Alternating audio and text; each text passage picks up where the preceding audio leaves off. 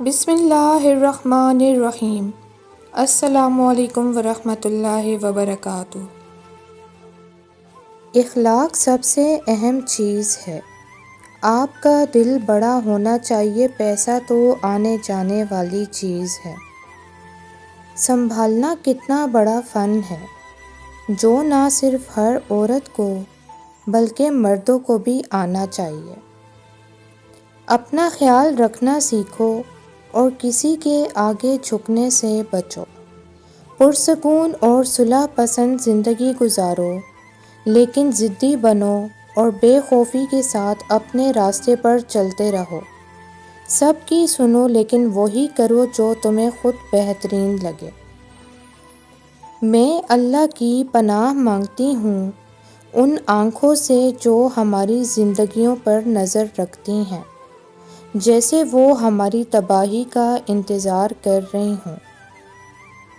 انسان اس خوش فہمی میں نہ رہے کہ اس کی بد عملی اور غلط کاری پر اس کی گرفت نہیں ہوتی۔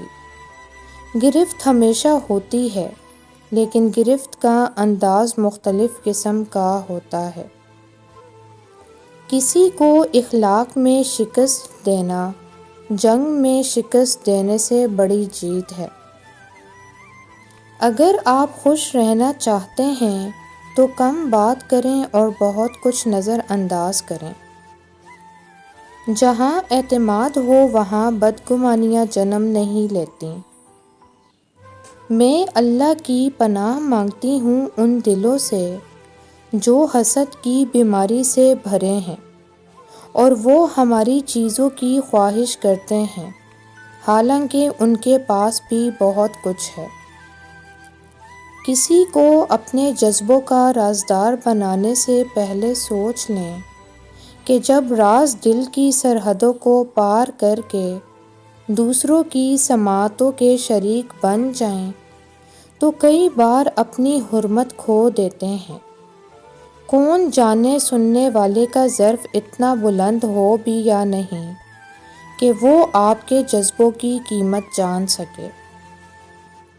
کبھی کبھار اپنوں کو چیزوں کا تحفہ دینے کی بجائے انہیں معافی کا تحفہ دیا کریں۔ کئی سالوں سے اپنے دل میں سنبھال کر رکھی ان کی کوئی غلطی کو دل سے معاف کر دیں تاکہ دو دلوں کو سکون کا تحفہ مل سکے۔ عورت کبھی دو ٹکے کی نہیں ہوتی۔ ماں جنت ہوتی ہے، بہن عزت ہوتی ہے، بیٹی رحمت اور بیوی ہمسفر ہوتی ہے۔ موبائل اسکرین پر پروٹیکٹر ہوتا ہے، نہ تو ہمیں تسلی رہتی ہے کہ کہیں بھی گر جائے تو اسکرین محفوظ رہے گی، پروٹیکٹر زیادہ ٹوٹ جائے تو بدل دیں گے۔ استغفار کی اہمیت بھی اسی پروٹیکٹر کے جیسی ہوتی ہے۔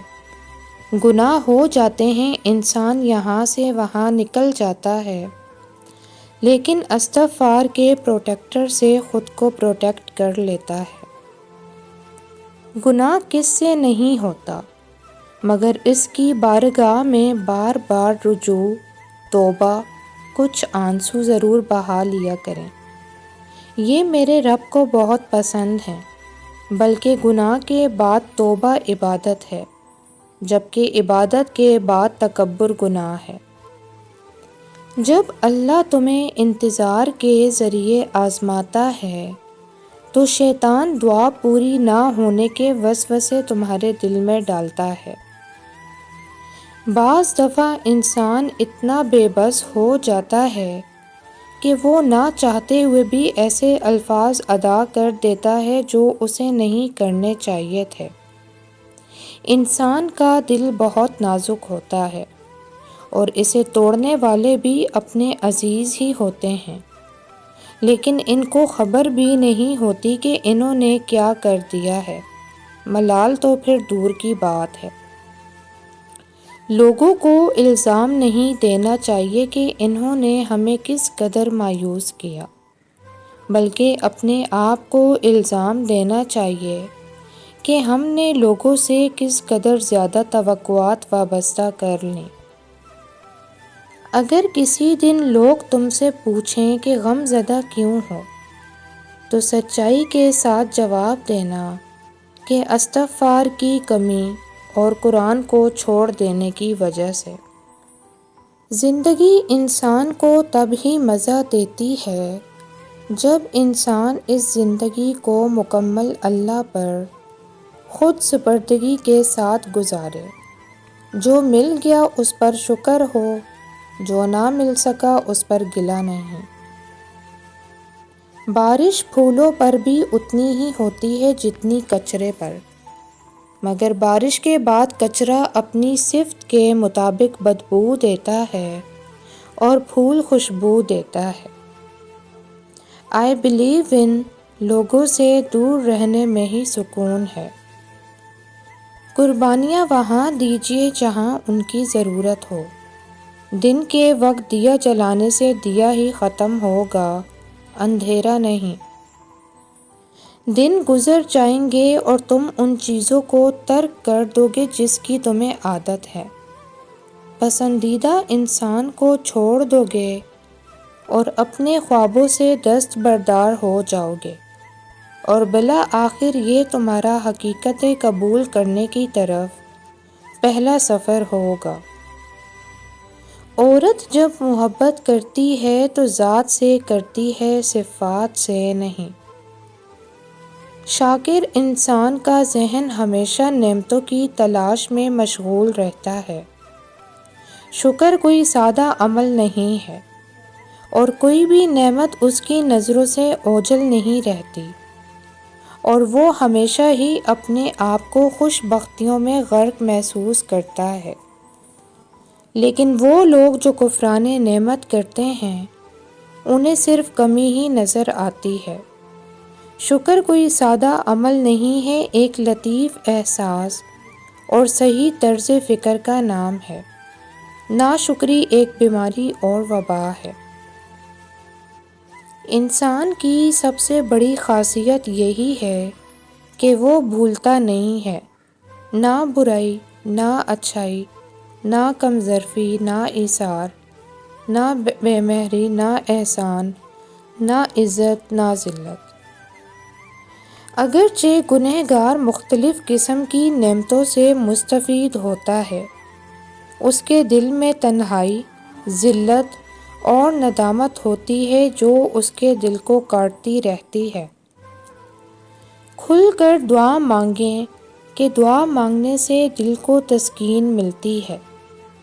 یاد رکھیں کہ زندگی میں بہت کچھ ایسا بھی ہوتا ہے جس پر ہمارا کوئی اختیار نہیں ہوتا۔ جن حالات یا چیزوں کو تبدیل نہ کیا جا سکتا ہو، انہیں ہماری دعاؤں کی فہرست میں سب سے اوپر ہونا چاہیے۔ بولتی تو زبانیں ہیں، حساب تو نیتوں کا ہوگا۔ بے شک اعمال کا دار و مدار نیتوں پر ہے۔ اللہ کی مخلوق کو کھلانے پلانے والوں کی بات ہی کچھ اور ہوتی ہے۔ یہ بڑے رازق کے آگے چھوٹے چھوٹے رازق ہوتے ہیں، جبکہ بڑا رازق ان کے مال گودام خالی نہیں ہونے دیتا۔ انسانی ذہن جب ایک بار ڈھلوان سے پھسل جائے تو بڑی دور تک پھسلتا ہی جاتا ہے۔ پک جانا مکمل ہونے کی پہلی منزل ہوتی ہے، اس کے بعد صرف ٹوٹ جانا، جھڑ جانا، سڑ گل جانا اور بدبو مارنا ہی باقی رہ جاتا ہے۔ کم ظرف کا غصہ اسے کھا جاتا ہے اور اعلیٰ ظرف کا غصہ اسے بنا جاتا ہے۔ اچھے لوگوں کی اچھی عادتوں میں سے ایک دوسرے کو اچھے الفاظ میں یاد رکھنا بھی ہوتا ہے۔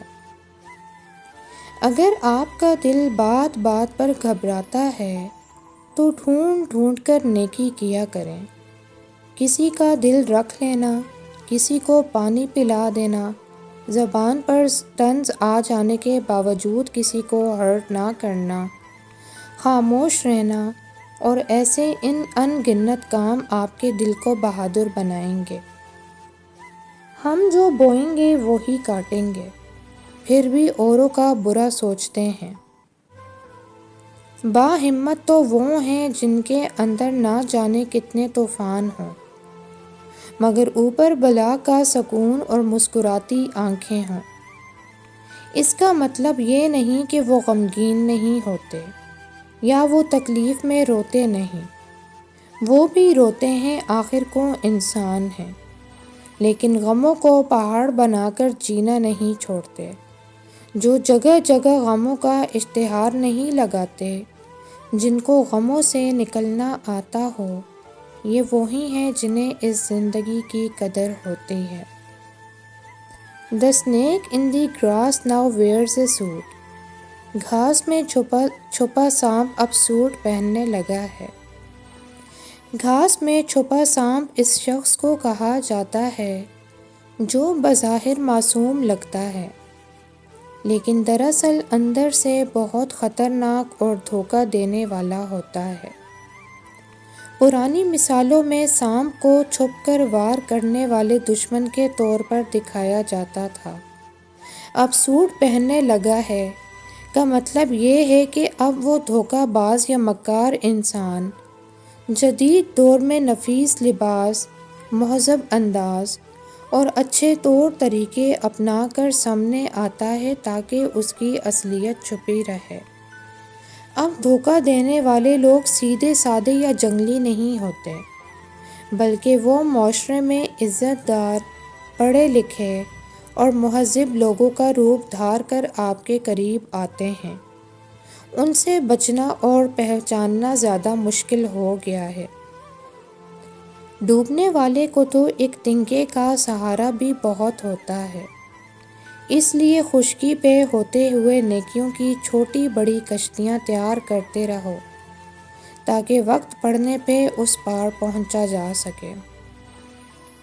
اگر اللہ نے آپ کو کسی نعمت سے نوازا ہے تو اس پر اللہ تعالیٰ کا شکر ادا کریں۔ اس میں آپ کا کوئی کارنامہ نہیں، اس لیے اترائیں مت۔ جو چیز بنی ہے آخر کار فنا ہو جائے گی۔ کسی بھی قسم کا عہدہ ملنے کے بعد اپنا برتاؤ نرم رکھنا چاہیے۔ سیلفیوں کی بجائے لفظوں پر فلٹر لگائیں۔ بولتے وقت اتنا ضرور سوچ لینا چاہیے کہ ہماری گفتگو میں لفظ کتنے ہیں اور تیر کتنے ہیں۔ جو چیزیں مقدر میں ہوں ان کے سامنے ضد کر کے کھڑے رہنے سے بڑا نقصان ہو جاتا ہے۔ قربانی ایک بہترین عبادت ہے جو مالدار پر واجب ہے، جبکہ انا ختم کر کے ٹوٹے رشتے جوڑنا امیر و غریب دونوں پر واجب ہے۔ نیکی صفحہ ذہن سے مٹا کر زندہ رکھو، کیونکہ احسان جتلانا احسان کو برباد کرنے کے مترادف ہے۔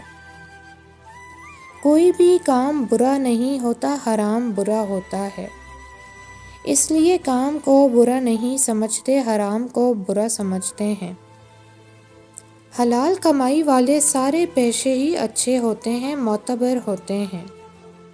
سبھی پیشہ ور لوگ، چاہے وہ موچی ہوں یا دھوبی، مزدور ہوں یا کمہار، سب ہی محنت کر کے اپنا رزق کشیدہ کرتے ہیں، خون پسینہ بہا کر اپنی آل کے لیے کماتے ہیں۔ بری گھڑی دستک دے کر نہیں آتی اور ہر دعا کی دیوار پھاند لیتی ہے۔ آپ کو زندگی میں جس انسان سے مسئلہ پیش آ رہا ہے، آپ نے اس سے کمیونیکیٹ کرنا سیکھنا ہے۔ یہ تب ہوگا جب آپ اس کے پیچھے اس کی برائی چھوڑ دیں گے۔ پیچھے بات کر کے دل کی بھڑاس نکالنے کا کیا فائدہ؟ مسئلے ایسے ختم نہیں ہوتے۔ ہم ساری زندگی یہی سوچتے رہتے ہیں کہ اچھا لائف پارٹنر مل گیا تو ہم کیا کریں گے۔ ڈھیروں خواب پہلے سے ہی ہم نے سجا کر رکھے ہوتے ہیں، لیکن ہم کبھی یہ کیوں نہیں سوچتے کہ اگر ہمیں اچھا لائف پارٹنر نہ ملا تو کیا ہوگا؟ اگر کوئی ٹاکسک انسان ہماری زندگی میں آ گیا تو اس سے چھٹکارا کیسے حاصل کریں گے؟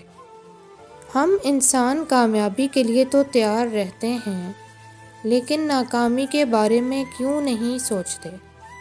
کیا ہم سب نے گمان کر لیا ہے کہ زندگی کے ہر پہلو میں ہم بس کامیاب ہی ہوں گے؟ کچھ لوگ ہوتے ہیں جو انسانوں پر ہی نہیں، چیزوں پر بھی اپنا اثر چھوڑ جاتے ہیں۔ ان کی چھاپ گہری ہوتی ہے۔ دنیا کی 3 وزنی چیزیں: عورت کے ہاتھ میں طلاق کا کاغذ، بوڑھے باپ کے کندھوں پہ جوان بیٹے کا جنازہ، جوان بیٹوں کے باپ کی خالی جیب۔